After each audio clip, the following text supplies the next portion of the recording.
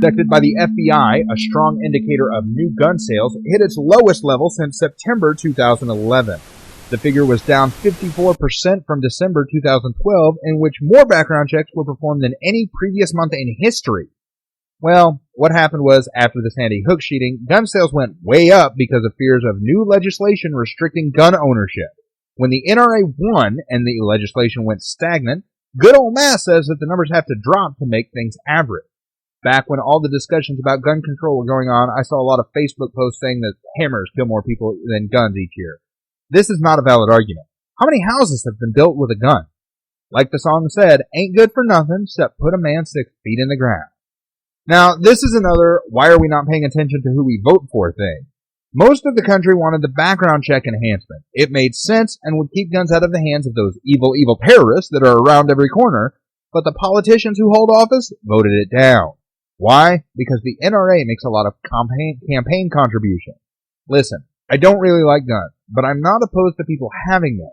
But no one needs an AR-15. No one needs a 50-round clip and a semi-automatic 9mm.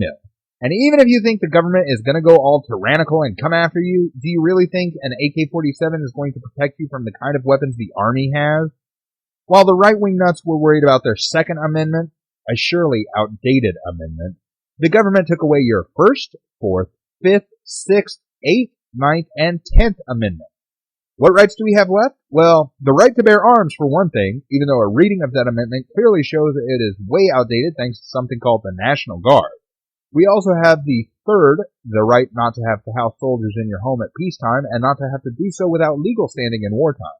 The seventh, trial by jury in federal court for civil cases, which, as long as we don't try the Boston bomber suspect as an enemy combatant, will remain protected thus far. And that's it.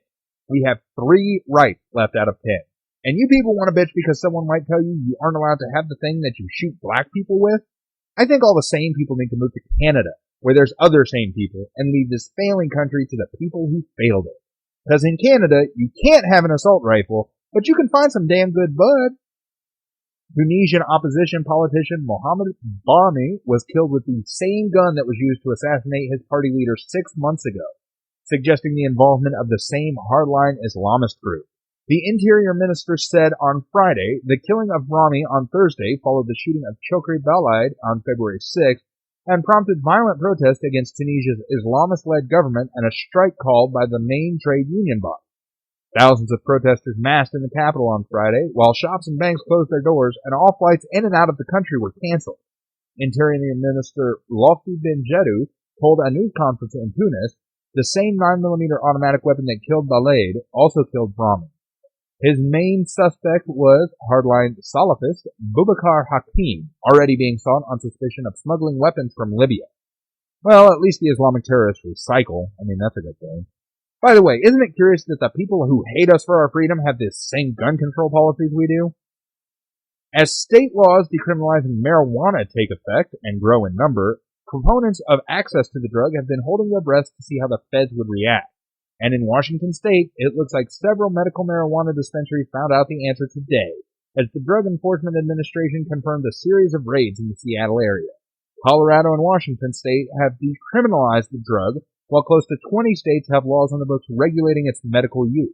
But marijuana is still illegal by federal law, meaning that state efforts to legalize pot have more or less moved forward with the knowledge that federal agencies might just go ahead and enforce federal law anyway.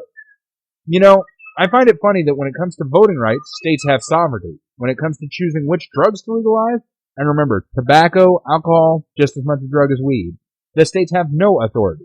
You know what? I think the DEA guys need to loosen their flak jackets, sit the hell down, and smoke a bowl. Speaking of, time to spark up, inhale the good shit, exhale the bullshit. Focus on your